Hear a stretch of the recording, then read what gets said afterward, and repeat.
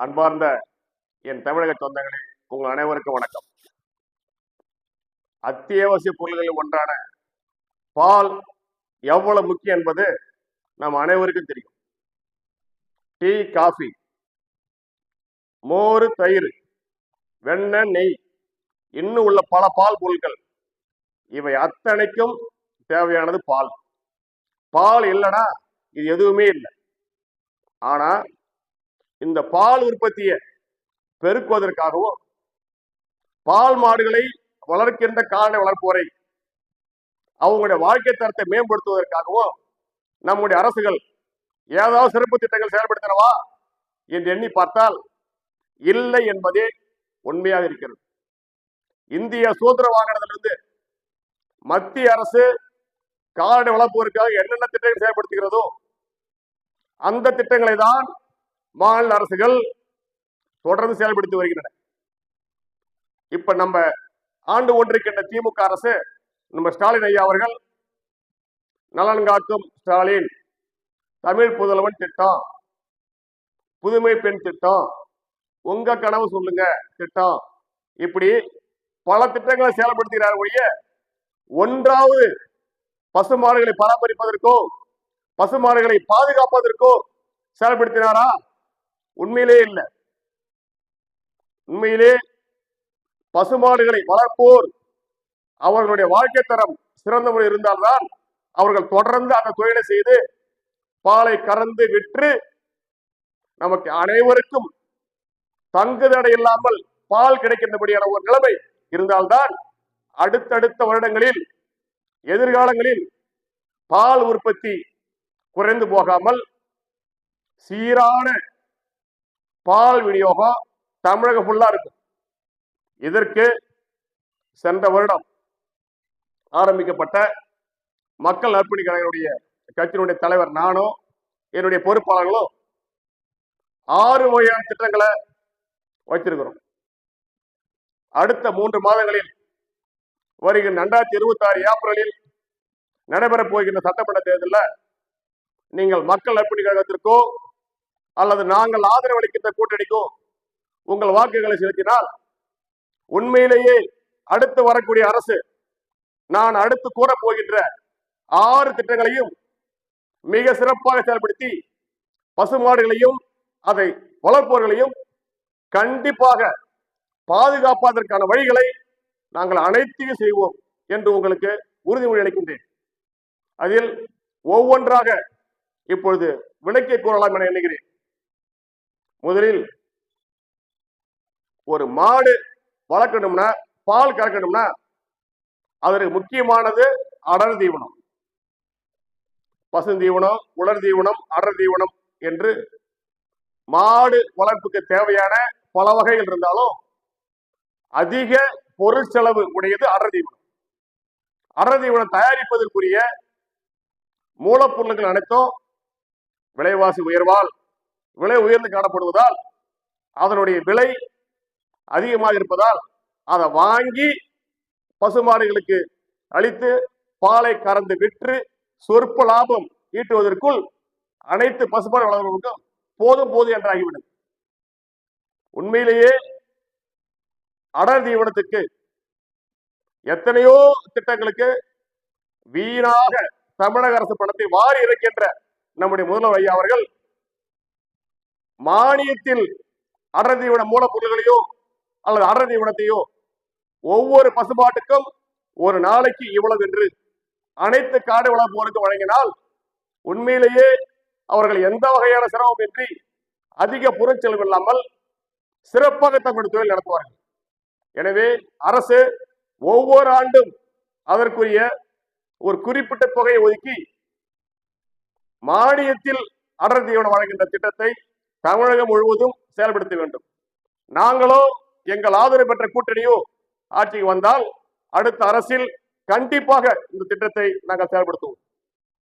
அதே போல இவ்வளவு செலவு செய்து பாலை கறந்து விற்று, அது தனியாரா இருக்கட்டும் அரசா இருக்கட்டும், தனியார் வெண்டர்ஸ், அதாவது பாலை கறந்து கடைகளை விற்கிறாங்க பாருங்க, அப்படி பால் கறப்போராக, பால் கறந்து விற்போராக தனி மனித பால்காரராக இருக்கட்டும், யாராக இருந்தாலும் எங்க பால் ஊத்தினாலும் உண்மையிலேயே இவ்வளவு செலவு செய்து அந்த கரை மாடுகளை வளர்த்து பாலை கறந்து கொள்முதல் நிலையங்களை ஊற்றி அதிலிருந்து வரக்கூடிய வருமானமும் செலவும் ஈடு செய்கிறது என்று பார்த்தால் உண்மையிலேயே உழைப்புக்கேற்ற ஊதியம் செலவுக்கேற்ற வருமானம் கண்டிப்பா இல்லை. இதனால எங்களுடைய கோரிக்கை என்னன்னா, அமெரிக்கா போன்ற சில வளர்ந்த நாடுகளில் அந்த அரசுகள் செயல்படுத்துவது போல பாலுக்கு மானியம் கொடுக்கணும். எப்படி நாம அத்தியாவசிய பொருட்களுக்கான கேஸ் சிலிண்டருக்கு மானியம் கொடுக்கிறோம், அதே போல பாலுக்கு 1 லிட்டர் பாலுக்கு குறைந்தபட்சம் 10 ரூபாயாவது மாநில அரசு மானியத்தை அளிக்க வேண்டும். தமிழகம் முழுவதும் பால் உற்பத்தியாளர்களிடம் அனைத்து பாலையும் தமிழக அரசே கொள்முதல் நிலையங்களை ஒவ்வொரு ஊர்களில் அமைத்து வாங்கி 1 லிட்டருக்கு 50 ரூபாய் என தமிழக அரசு வாங்கி அதை 30 ரூபாய் என அட்லீஸ்ட் குறைந்தபட்சம் ஒரு 40 ரூபாய்க்காவது, ஒரு 10 ரூபாய் அல்லது 20 ரூபாய், 30 ரூபாய் அல்லது 40 ரூபாய்க்கு நுகர்வோருக்கு விற்கணும்.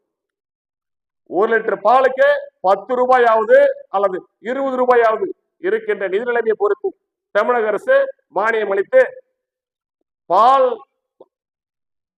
ஊத்துறவங்க பால் மாடுகளை வளர்த்து பராமரித்து பாலை விற்கும் கால்நடை வளர்ப்போரிடம் தமிழக அரசே முழு பாலையும் வாங்கி நமக்கு லிட்டருக்கு 10 ரூபாய் மானியம் அளித்து 40 ரூபாய்க்கோ அல்லது வாய்ப்பு இருந்தால் லிட்டருக்கு 20 ரூபாய் மானியம் அளித்து 30 ரூபாய்க்கோ தமிழகம் முழுவதும் தமிழக அரசே விற்க வேண்டும்.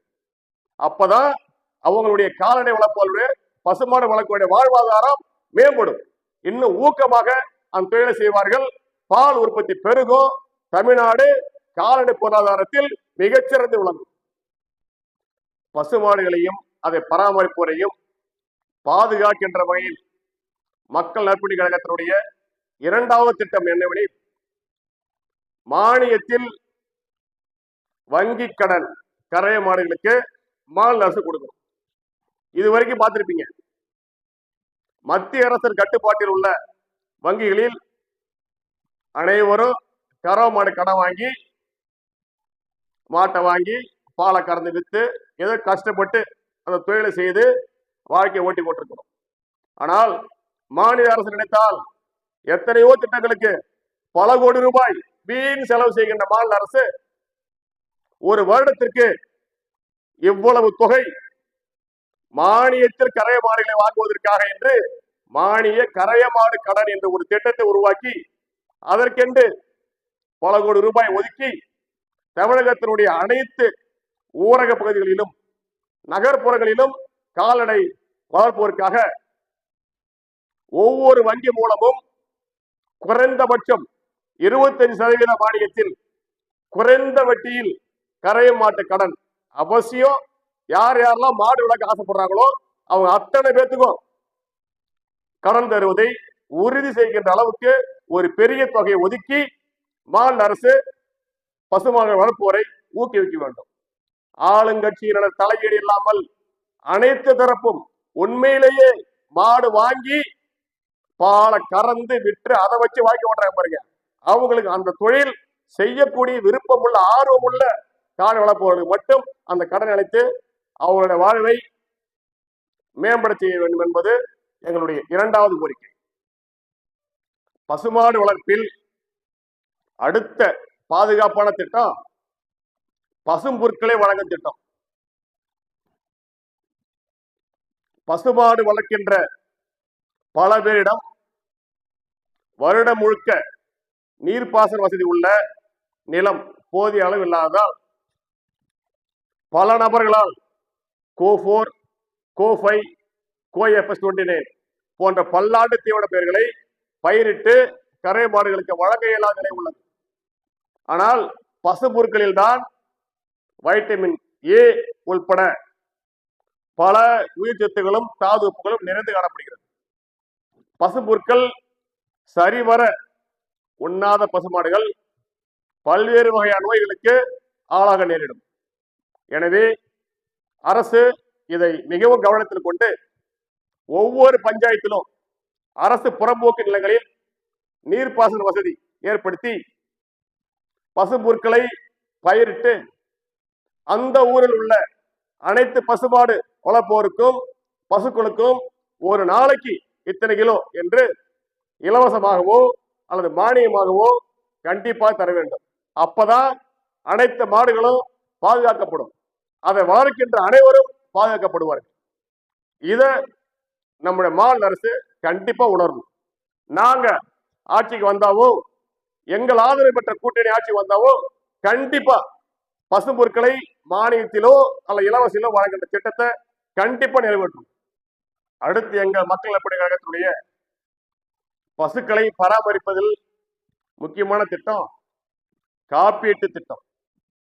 கறவை மாடு காப்பீட்டு திட்டம் 50,000 ரூபாய்க்கு மேல 1 லட்சம் 1.5 லட்சத்துக்கு உள்ளார விலை உயர்ந்த கறவை மாடுகளை வாங்கி ஒவ்வொரு கால்நடை வளர்ப்பவர்களும் பசுமாடை பராமரிக்கும் போது திடீரென ஏதோ ஒரு காரணத்தால் அந்த மாடு இறந்து விட்டால் பல ஆயிரம் ரூபாயை கடன் வாங்கி மாடு செத்து போச்சு, இத்தனை ஆயிரம் போச்சு, எப்படி கடன் அடைக்கிறது அப்படின்னு அந்த மாடு வளர்ப்பவருக்கு தலையில இடி விழுந்த மாதிரி ஆயிடுது.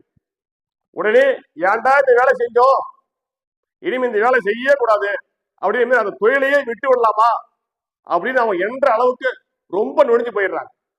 எனவே எந்த மாடு இருந்தாலும் இறந்தாலும் அவங்களுக்கு முழு அளவில் பணம் இருக்குது, எந்த நஷ்டமும் நம்ம இல்லை அப்படின்ற நிலைமையை ஏற்படுத்துகின்ற அளவுக்கு காப்பீட்டு மாடு இறந்தாலும் அதுக்கு ஒரு முழு தொகையும் அரசாக நாங்க தருகிறோம்.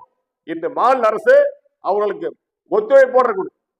அதனாலதான் ஒவ்வொரு எந்த மாடு வாங்கினாலும் அது 50,000 இருக்கட்டும் 1 லட்சமா இருக்கட்டும், அரசு வாங்கிய முழு தொகைக்கும் பிரிமியத்தை பெற்றுக்கொண்டு அவங்களுக்கு காப்பீடு செய்து தர வேண்டும்.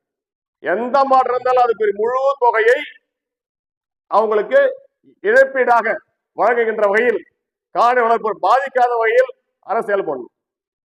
உண்மையிலே நாங்கள் ஆட்சி வந்தாலோ அல்லது எங்கள் ஆதரவு பெற்ற கூட்டணி ஆட்சி வந்தாலோ வருடா வருடம் ஒரு குறிப்பிட்ட தொகையை காப்பீடு திட்டத்திற்காக ஒதுக்கி எந்த மாடும் இனி இறந்தால் எந்த விவசாயிக்கும் 1 ரூபாய் கூட நஷ்டமில்லை என்ற நிலைமை கண்டிப்பா உருவாகும்.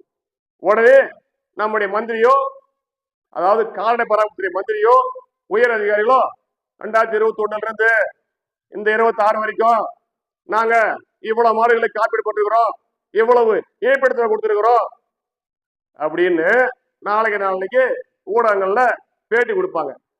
சும்மா 5000 மாடு உள்ள ஒரு பகுதியில 5 மாடுகளுக்கும் அல்லது ஏதோ ஒரு சும்மா 5-10 மாடுகளுக்கு மட்டும் காப்பீடு செய்து விட்டு இது நாங்க காப்பீடு பண்ணிட்டோம் அப்படின்னு மார்த்தட்டி கொள்வதில் எந்த பயனும் இல்லை. தமிழகத்தில் உள்ள அனைத்து மாடுகளையும் காப்பீடு ஏற்படுத்தி வர வேண்டும். அதுதான் எங்களுடைய முக்கியமான கோரிக்கை. பசு மாடுகளை பாதுகாப்பதில் எங்களுடைய அடுத்த திட்டம், தமிழகத்தில் பல இடங்களில் தரமில்லாம சின ஊசிகள் வழங்கப்படுகிறது. அதே போல திறமையில்லாதவர்கள் சின ஊசி போடுகிறார்கள். அது டாக்டர் ஆகட்டும், VLW ஆகட்டும், TNLDA ஆகட்டும், உண்மையிலேயே அவர்களுடைய தவறாலும் அரசின் தவறாலும் பல மாடுகள் சினையாகாமல் போய் கன்று ஈண்டு 7-8 மாதங்கள் வரை அல்லது 1-2 வருடங்கள் வரை கூட பல மாடுகள் சினையாகாமல் பாலம் இல்லாமல் மூலப்பொருட்கள் கால்நடைகளை பசுமாடுகளை வளர்ப்பதற்கு தேவையான மூலப்பொருட்களுக்கு அதிக செலவாவதால் அதை வளர்க்க இயலாமல் பல பேர் அந்த மாடை இறைச்சிக்கோ அல்லது வெட்டுக்கோ விற்க வேண்டிய நிலைமை ஏற்பட்டு விடுகிறது.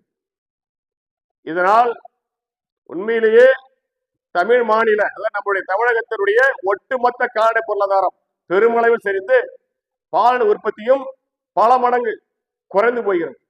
எனவே தமிழக அரசு தரமான சின ஊசிகளை அனைத்து கால்நடை மருந்துகளுக்கு அனைத்து கால்நடை மருத்துவமனைக்கு வழங்கி 40 நாட்களுக்கு ஒரு முறை LN2 என்ற திரவ நைட்ரஜன் வழங்குவதை உறுதி செய்யும். இது ஒரு பக்கம் இருந்தாலும் மிக முக்கியமானது. ஒரு துறையை பல்வேறு பிரிவுகளாக பிரித்து எப்படி செயல்படுத்துகிறோமோ அதே போல கால்நடை பராமரிப்பு துறையை AHIM, அதாவது அனிமல் ஹஸ்பண்டரி இன்ஃபெர்டிலிட்டி மேனேஜ்மெண்ட் என்ற ஒரு தனி பிரிவை உருவாக்கி ஒவ்வொரு ஒன்றியத்திற்கும் ஒரு அலகை ஏற்படுத்தி கொடுத்து அதில் MVSC ஓஜி படித்த டாக்டரையோ அல்லது BVSC முடித்து MIB டெக் என்ற சர்டிபிகேட் கோர்ஸ் படித்த டாக்டரையோ அல்லது BVSC முடித்து சிகிச்சையில் குறைந்தபட்சம் 10 ஆண்டுகள் அனுபவம் உள்ள கால மருத்துவரையோ பணியமர்த்தி சினையாகாத மாடுகளுக்கு என்று ஒரு சிறப்பு குழுவையே ஒவ்வொரு ஒன்றியத்திலையும் உருவாக்கி அனைத்து மாடுகளும் சினையாக வேண்டும், சினையாகாத அனைத்து மாடுகளும் சினையாகணும் அப்படின்ற நிலைமையை தமிழ்நாடு அரசு உருவாக்கி எந்த மாடுகளும் சினையாகாம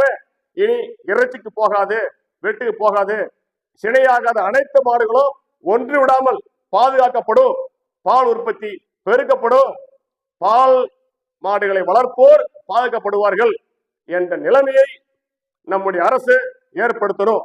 நாங்க வந்தா அதை ஏற்படுத்தி கொடுப்போம், இது உறுதி.